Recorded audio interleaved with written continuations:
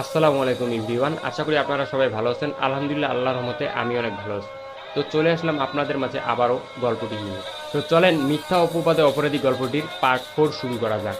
বাসার ভিতরে ঢুকতেই আমি দেখলাম সেদিনের ওই মেয়েটি, যার বাবাকে আমি হাসপাতালে ভর্তি করিয়েছিলাম। আমাকে দেখতেই সেই মেয়েটি দৌড়ে চলে আসলো আমার কাছে। এসেই আমার পায়ে পড়ে বলল, প্লিজ আপনি আমাকে ক্ষমা করে দিন, আমি সেদিন বুঝতে পারিনি। তখন আমি বললাম, এই কি করছেন, ছাড়ুন আমাকে। তখন সেই মেয়েটি বলল, না ছাড়বো না, আগে বলো মাফ করেছো। তখন আমি বললাম, আরে না, আমি কিছু মনে করিনি। আপনার বাবা এখন কেমন আছে? মেয়েটি বলল, আলহামদুলিল্লাহ ভালো, সে এখন অনেকটা সুস্থ। ডাক্তার বলেছে কালকেই আমরা তাকে বাড়ি নিয়ে যেতে পারবো। তখন আমি বললাম, ও, আল্লাহ তাআলাকে অশেষ ধন্যবাদ। তখন মেয়েটি বলল, কিন্তু আপনার এই অবস্থা কেন, আপনি কোথা থেকে আসলেন? তখনই আমান সাহেব বলে উঠল, ওর এখন রেস্ট দরকার, ওর সাথে পরে কথা বলিও। আঙ্কেল আমাকে আমার রুমে দিয়ে আসলো। তখন অনন্যা লাকিকে বলতে লাগলো, কিরে লাকি, তুই ওই ছোট লোকের বাচ্চাটার পা ধরলি? এ তো আমি নিজের চোখেও বিশ্বাস করতে পারছি না। তখন লাকি বলল, তুই তো জানিস আমার বাবা অ্যাক্সিডেন্ট হয়ে হাসপাতালে ভর্তি। তখন অনন্যা বলল, তো এখন আঙ্কেল কেমন আছে? তখন লাকি বলল, হ্যাঁ এখন ভালো আছে, কালকে তাকে হাসপাতাল থেকে রিলিজ দিবে। তখন অনন্যা বলল, কিন্তু আঙ্কেলের অ্যাক্সিডেন্টের সাথে চোরটার কি সম্পর্ক? তখন লাকি বলল, তুই যে ছেলেটাকে চোর বলছিস সেই ছেলেটাই আমার বাবাকে বাঁচিয়েছে। তখন অনন্যা বলল, ও। তখন লাকি বলল, জানিস সেদিন যদি ছেলেটি 2 ব্যাগ রক্ত দিয়ে আমার বাবাকে সাহায্য না করতো, আর যদি 5 লাখ টাকা দিয়ে আমার বাবার অপারেশন না করাতো, তাহলে তো আজ আমরা এতিম হয়ে যেতাম। কথাটি বলতেই তার চোখ ছলছল হয়ে এলো। আঙ্কেল আবিরকে তার রুমে রেখে তার নিজের রুমে যাওয়ার সময় এ কথাগুলো শুনতে পেল। তখনই আঙ্কেল দরজা খুলে ভিতরে ঢুকে বলল, তাহলে আবিরই কি রহমান সাহেবের জীবন বাঁচিয়েছে? আসলে এখানে লাকির বাবার নাম হচ্ছে রহমান সাহেব। তখন লাকি বলে উঠলো, জি আঙ্কেল। তখন আঙ্কেল বলল, আচ্ছা মামুনি, তোমরা কথা বলো, আমি যাই একটু কাজ করে আসি।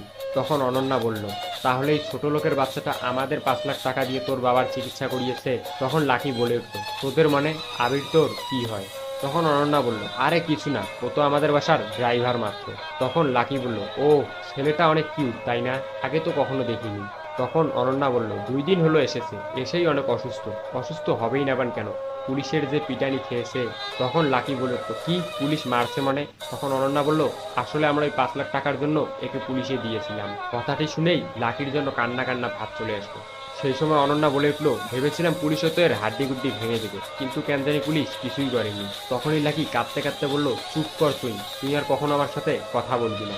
কথাটি বলেই লাকি সেখান থেকে চলে যায়। আসলে এখানে অনন্যা ও লাকি হচ্ছে 2 বান্ধবী, তারা একই সাথে কলেজে পড়ে। লাকি বাসায় গিয়ে ভাবতে থাকে, ছেলেটি আমার বাবার জন্য কতই না কষ্ট পেয়েছে। বিকেলে লাকির বাবা রহমান সাহেবকে বাসায় নিয়ে আসে। লাকি তার বাবাকে আবির সম্পর্কে সব খুলে বলে। কথাগুলো শুনে রহমান সাহেব কেঁদেই ফেলে। রহমান সাহেব বলছে, কে এই ছেলেটি? ছেলেটিকে আমার খুব দেখতে ইচ্ছে করছে। তখন লাকি বলে, আচ্ছা আব্বু, কালকে তোমাকে অনন্যাদের বাসায় নিয়ে যাব। অন্যদিকে আবির তার বাসার কথা ভাবছে। সে মনে মনে ভাবছে, জানি না আম্মু এখন কেমন আছে, আম্মু তো আমাকে ছাড়া ভালো থাকবেই না। আম্মুর সাথে অনেক কথা বলতে ইচ্ছা করছে, তাই ভাবছি আজকে একবার আম্মুকে ফোন দেবো। সন্ধ্যায় অনন্যা আমার রুমে আসলো। কি যেন একটা দেখলো, দেখে আবার চলে গেল। কিছুক্ষণ পর আঙ্কেল আমার রুমে আসলো। এসে বললো, আবির এখন কেমন আছো? আমি বললাম, জি আঙ্কেল, আলহামদুলিল্লাহ। আঙ্কেল আমার একটা ফোন লাগতো 5 মিনিটের জন্য, আমি একটু কথা বলবো। তখন আঙ্কেল বলল, ওকে আমি রুমে গিয়ে পাঠিয়ে দিচ্ছি।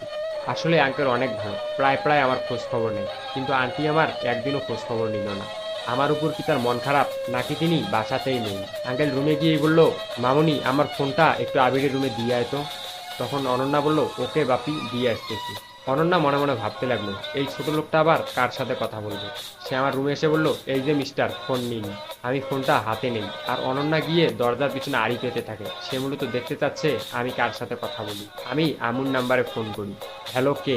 আরে এ তো আমার ভাইয়ের কণ্ঠ। কথাটি শুনতেই আমি ফোনটা কেটে দিই। তারপর আমার এক খুব কাছের বন্ধু আরাফাত, তাকে ফোন দিই। ফোন দিয়ে বললাম, হ্যালো, আসসালামু আলাইকুম। ওদিক থেকে আরাফাত বলল, ওয়ালাইকুম আসসালাম, কে বলছেন? তখন আমি বললাম, আমি আবির। তখন আরাফাত বলল, হে বন্ধু, কই তুই? আমি তো তোর বিয়ের কথা শুনে তোর বাসায় আসলাম, কিন্তু এসে এসব কি শুনছি? তখন আমি বললাম, থাক ওসব বাদ দে, আম্মু কেমন আছে রে? তখন সে বলল, তোর মা বেশি ভালো নেই, তুই যাওয়ার পর থেকে কিছুই খায় না, সে খুবই অসুস্থ হয়ে পড়েছে। তখন আমি বললাম, কি বলিস তুই? কথাটা শুনেই আমার বুক কেমন একটা মোচড় দিয়ে উঠল। তখন আরাফাত বলল, বন্ধু তুই কই থাকিস থাক, তাড়াতাড়ি বাসায় চলে আয়। তখন আমি বললাম, না রে, কি বলিস তুই? আমি আর কখনো ওই বাসায় ফিরে যাব না। আমি যে কলঙ্ক নিয়ে এসেছি, এই কলঙ্ক নিয়ে আর যাওয়া সম্ভব না। তুই একটু আমার মায়ের উপর খেয়াল রাখিস। আর আমি যে তোকে ফোন দিয়েছি, এ কথা কাউকে বলিস না। আমার 2 চোখ ভিজে গেছে, আমি আর কথা বলতে পারছি না। তখন আরাফাত বলল, কিরে তুই কাঁদছিস? তখন আমি বললাম, না রে, ভালো থাকিস, পরে কথা হবে। কথাটি বলেই আমি ফোনটি কেটে দিই। অনন্যা আড়াল থেকে আমাকে কাঁদতে দেখে তার নিজের চোখেও পানি চলে আসে, আর মনে মনে ভাবে, কে এই ছেলেটি যে অনেক কষ্ট নিয়ে তার বাসা থেকে চলে এসেছে। আবির আম্মুর কথা ভেবেই রাতে ঘুমিয়ে পড়ে। পরের দিন লাকি ও তার বাবা আবিরকে দেখতে আসে। আবিরের রুমে যেতেই দেখে আবির কাঁদতে কাঁদতে ঘুমিয়ে পড়েছে, তার চোখ মুখ সম্পূর্ণ ফুলে আছে। তো আজকের গল্প এই পর্যন্তই। গল্পে যদি কোনো ভুল ত্রুটি হয়ে থাকে অবশ্যই ক্ষমা সুন্দর দৃষ্টিতে দেখবেন। তো কথা হচ্ছে অন্য কোনো এক পর্বে। ততক্ষণ পর্যন্ত আপনাদের প্রত্যেক নামাজের মোনাজাতে কোনো এক অংশে আমাকে রাখবেন। তো গল্পটি ভালো লাগলে অবশ্যই একটা করে কমেন্ট করবেন, কারণ আপনাদের কমেন্ট আমাকে অনেক বেশি উৎসাহিত করে। তো পরবর্তী পাঠ আসা পর্যন্ত সবাই ভালো থাকবেন, সুস্থ থাকবেন। আল্লাহ হাফেজ।